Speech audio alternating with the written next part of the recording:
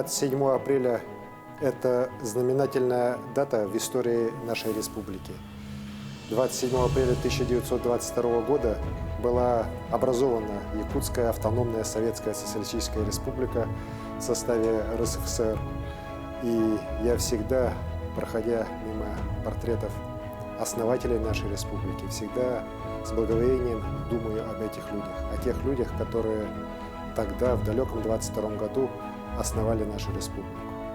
Через 70 лет, в 1992 году, была принята новая конституция обновленной Якутии, которая дала старт развитию республики Саха-Якутия как составной части Российской Федерации. И я предлагаю сегодня вспомнить историю нашей республики.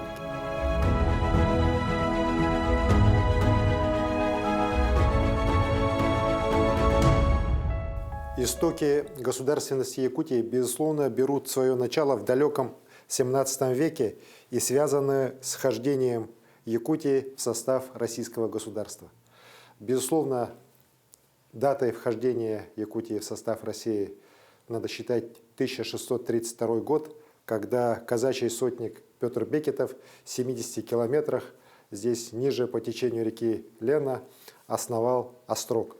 В дальнейшем уже на месте современного Якутска возник Ленский острог, город Якутск.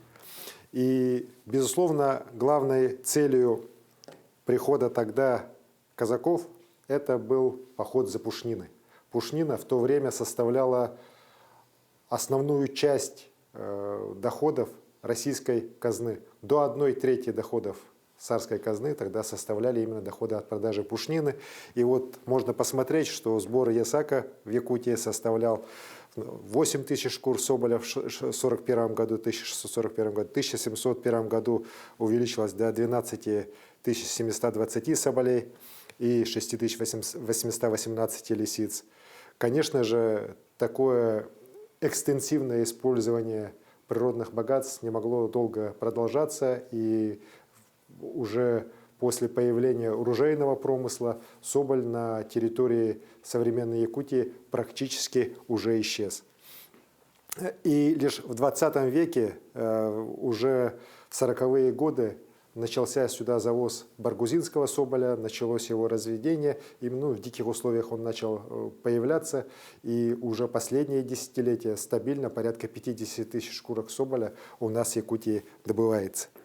За счет присоединения Якутии российское государство значительно увеличило свою территорию. Более того, Якутск стал опорной базой, с которой были присоединены к российскому государству огромные территории всего северо-востока Евразийского континента, включая Чукотку, дальше Аляска, Камчатка, территория современного Хабаровского, Приморского краев, Благовещенск был создан отсюда, и даже Иркутск был основан якутскими казаками. Многие не знают, но город Иркутск, он моложе нашего Якутска. В 1917 году произошла Великая Российская революция. Она коренным образом поменяла и мировую историю, и историю нашей страны, и, конечно же, не могла не сказаться на истории нашей Якутии. И уже в 1922 году была образована Якутская автономная Советская Социалистическая Республика. Безусловно, это было время огромного перелома в мировой истории, в истории нашей страны и нашей республики. И, конечно же, для этого ключевого момента в истории Якутии было очень важно, кто же станет у руля власти. И сегодня мы чтим память тех, кто основал нашу Якутию: Максима Кировича Амосова, Платона Алексеевича Аюнского, Исидора Никифоровича Барахова и многих других. Это были образованнейшие люди своего времени.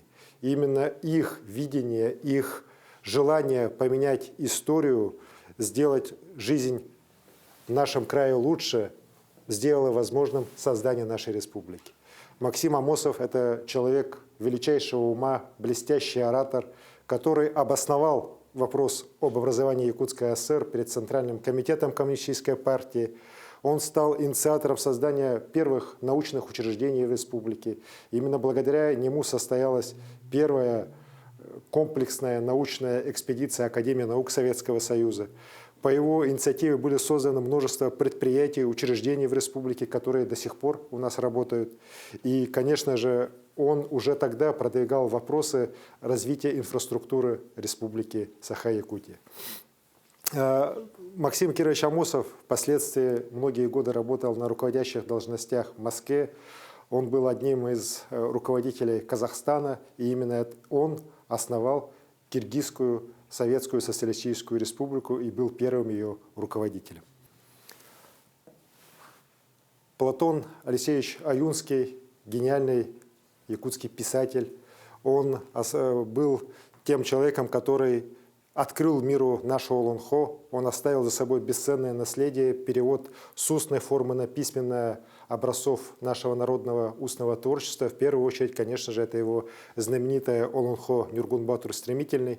Но он, как именно государственный деятель, лично подготовил проекты и декларации прав и обязанностей трудящихся Якутской ССР, положение об автономии Якутской Республики.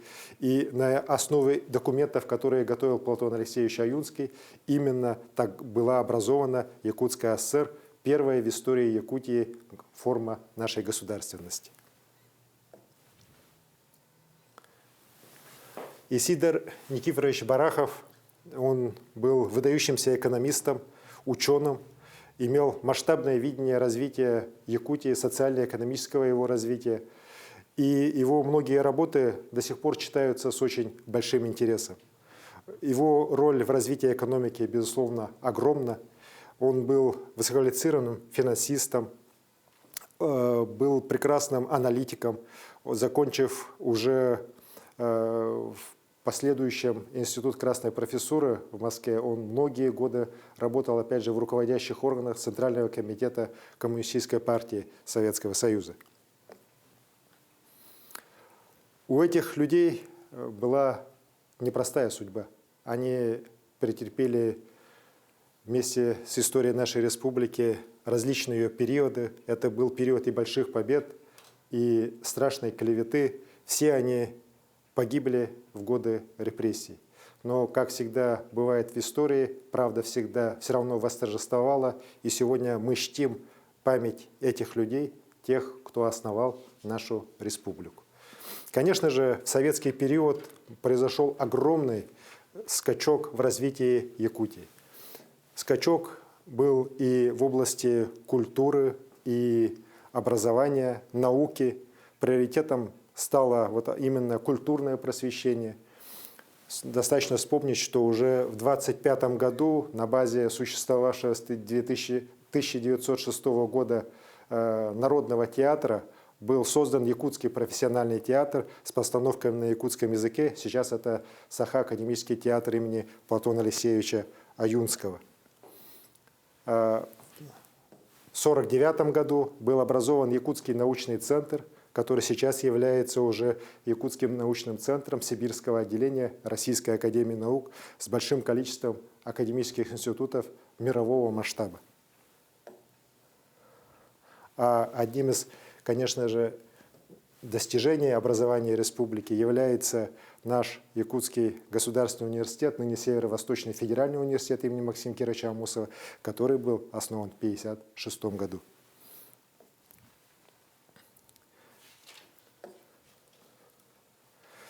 В годы советской власти очень серьезное, огромное развитие получила промышленность Якутии. Произошел огромный скачок из аграрного, отсталого аграрного сектора прямо в один из самых развитых индустриальных регионов Советского Союза. Мы давали и даем стране алмазы, золото, нефть, газ. И, конечно же, объемы добычи полезных ископаемых, они поражают. Вот по грубым подсчетам, за время существования алмазной промышленности с 50-х годов прошлого века из якутских недр добыто 400 тонн алмазов. Алмазы считаются в каратах. 1 карат – это 0,2 грамма. И вот из этих маленьких граммов, долей граммов уже сложились сотни тонн, которые пополнили собой в свое время валютный фонд Советского Союза, а сейчас служат во благо жителей Республики Саха-Якутия и всей Российской Федерации. Уголь, который добывался на Нерюнгринском месторождении и сейчас добывается, он также служил и служит опорой развития Южной Якутии, в целом нашей республики. За эти годы добыто 477 миллионов тонн. Это почти 8 миллионов вагонов полных угля. Для того, чтобы представить, что такое 8 миллионов вагонов, достаточно сказать, что это практически 3 раза вокруг экватора. Вот если был бы состав, он мог бы 3 раза обернуть вокруг земного шара по экватору. Это свидетельство того, какие огромные богатства были в нашей земле, есть в нашей земле, и как они служат во благо нашей великой страны и в свое время Советского Союза, сейчас Российской Федерации. Конечно, за годы с 22 года очень серьезное развитие получило уникальное сельское хозяйство, которое является единственно таким развитым на таких широтах.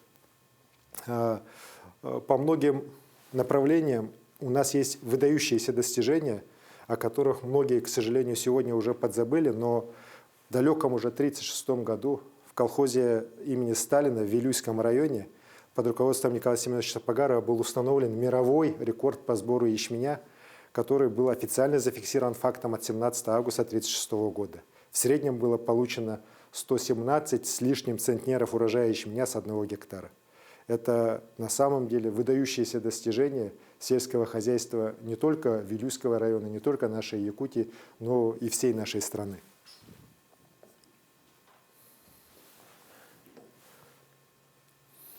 Безусловно, одним из уникальных достижений нашего сельского хозяйства является огромная площадь новых сеянных лугов, общая площадь которых в результате работ с 1979 по 1985 год прошлого века достигла 120 тысяч гектаров, что является абсолютным мировым рекордом для северных широт. 90-е годы прошлого века являются новой вехой истории и России, и нашей Якутии. Мы превратились из Якутской автономной Советской Социалистической Республики в Республику Саха-Якутия. Ровно через 70 лет после образования ЯССР была принята новая конституция нашей республики, которая провозгласила ряд основополагающих ее положений развития республики как государства в составе великого российского государства, в составе Российской Федерации. А 27 апреля 1992 года в Якутске, в здании театра оперы и балета, состоялось торжественное заседание внеочередной сессии Верховного Совета Республики Саха-Якутия 12-го созыва и общественности города Якутска, посвященное вступлению в силу новой Конституции Республики Саха-Якутия. Именно этот день, 27 апреля, было тогда решено считать Днем Республики Саха-Якутия.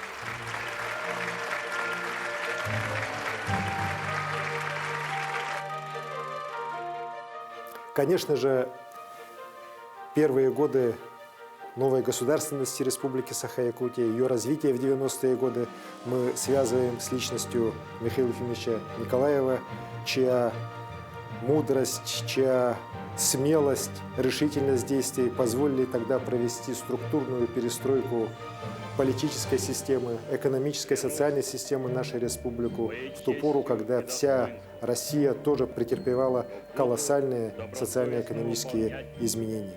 Впервые тогда в истории республики появилась возможность реально управлять экономическими процессами, реально решать вопросы организации системы власти и на местах, на уровне районов, и на уровне республики.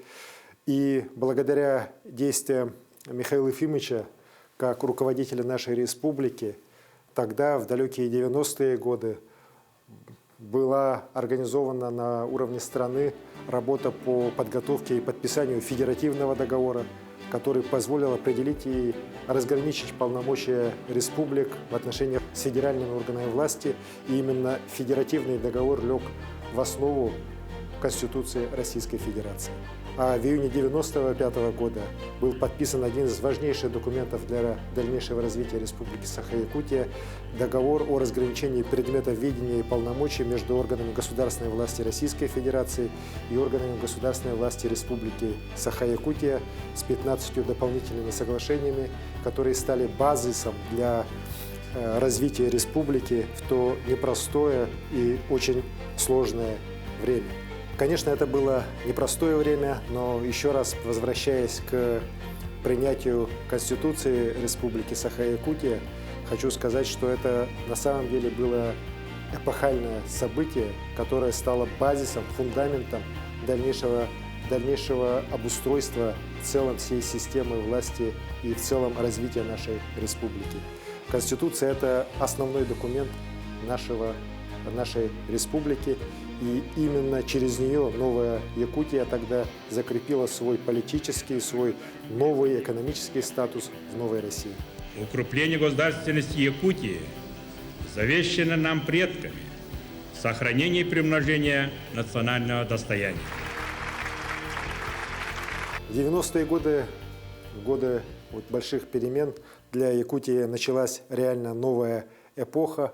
И, конечно, мы все помним те события, когда была на базе производства научного объединения «Якут-Алмаз» создана крупнейшая алмазодобывающая компания мира «Алроса», в котором впервые появилась собственная доля у Республики Саха-Якутия, а также у 8 улусов алмазной провинции.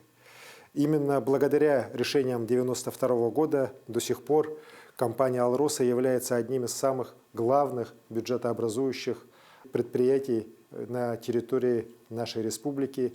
И благодаря тем решениям сегодня «Алроса» стала крупнейшей алмазодобывающей компанией мира.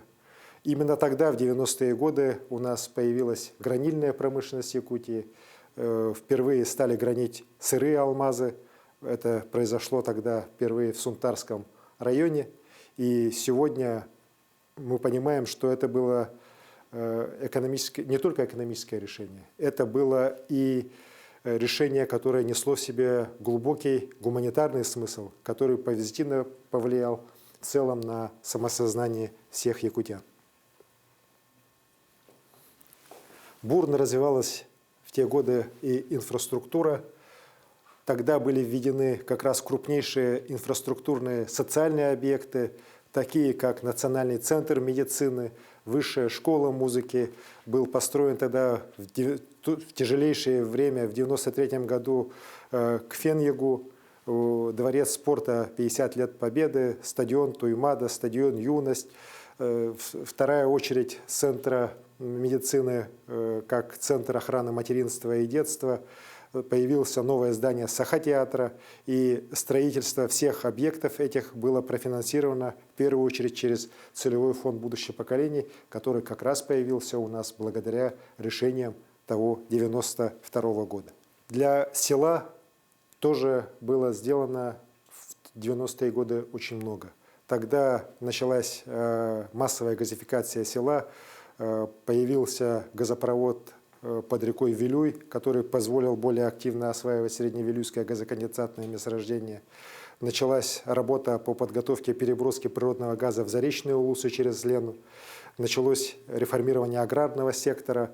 Был построен водовод в заречных улусах, который позволил снизить проблемы, связанные с засухой в заречных улусах, которые у нас постоянно повторялись.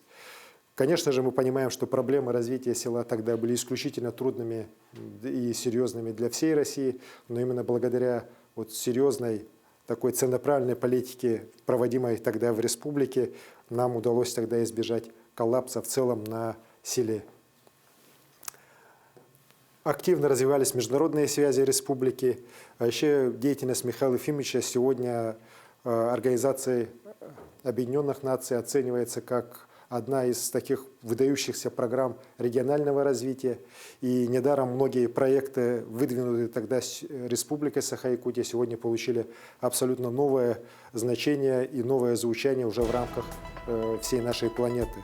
В 1996 году появились международные детские спортивные игры «Дети Азии», которые получили всемирное признание и патронат Международного олимпийского комитета. Далее у нас развивались очень активным образом связи с ЮНЕСКО с далекого уже 1991 года. И благодаря именно этим связям у нас наш великий эпос Олонхо признан нематериальным шедевром всего человечества, а Ленские столбы стали природным парком, были включены в список природного наследия тоже всей нашей планеты.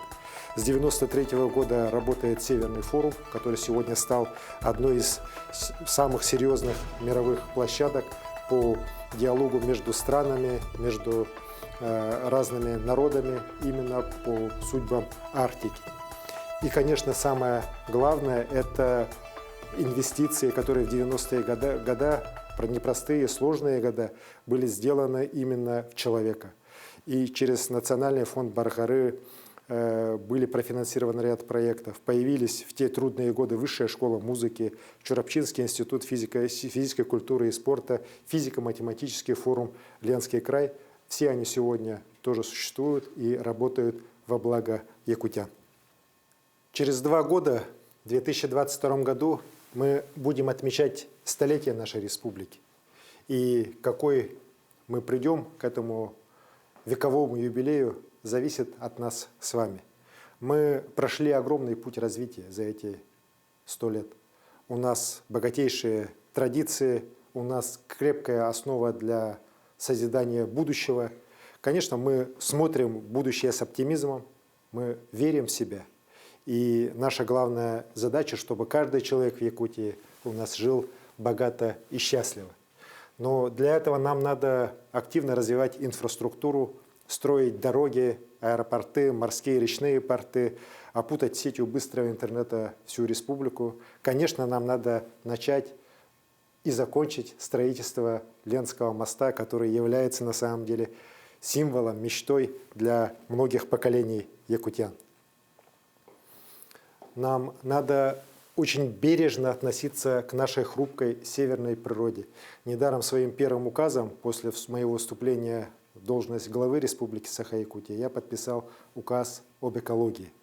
Нам надо развивать экологическую культуру, нам надо бережно относиться к окружающему миру, но при этом никогда не забывать о том, что сохранение экологии – это не только борьба за леса за 1000 километров от нас, это борьба за чистоту в наших дворах, за уют и комфортную окружающую среду в наших поселках, в наших селах. Это борьба с загрязнением воздуха. Сегодня человечество испытывает серьезнейшие вызовы, связанные с экологией. Это идет по всему миру, это и пандемия коронавируса, это изменение климата. И мы на своем участке, как территория, которая раскинулась на миллионы квадратных километров, конечно, должны понимать, что мы несем ответственность и за развитие человечества в этом вопросе.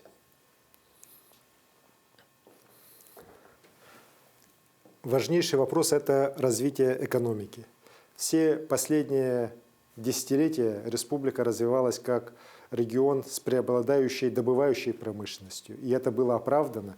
И, конечно же, полезные ископаемые, которые добываются из недр Якутии, еще долго будут служить основой национального богатства и Якутии, и всей нашей великой России. Вместе с тем, конечно, мы понимаем, что сегодня во всем мире развивается не сырьевая экономика, экономика креативная, цифровая, и надо более смелее идти по этим направлениям, несмотря на все трудности, и укрепление предпринимательской инициативы, развитие ремесел, культуры, искусства, туризма – это все по силу нам, якутянам.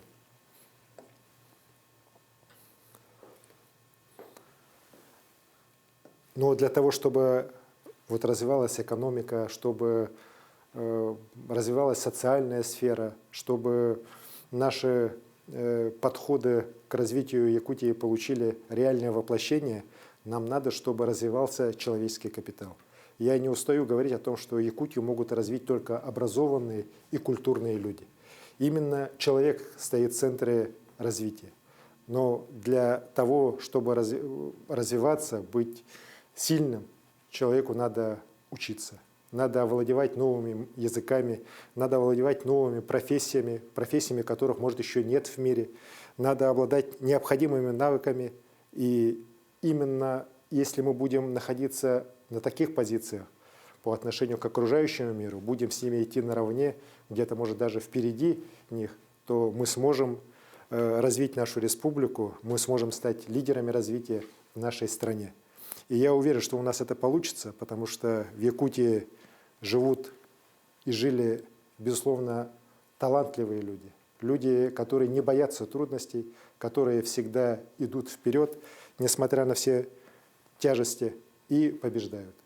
Такими люди всегда жили в Якутии, живут и будут жить.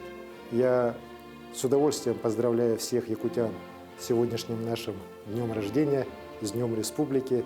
Желаю вам всем здоровья, благополучия, больших успехов. Спасибо.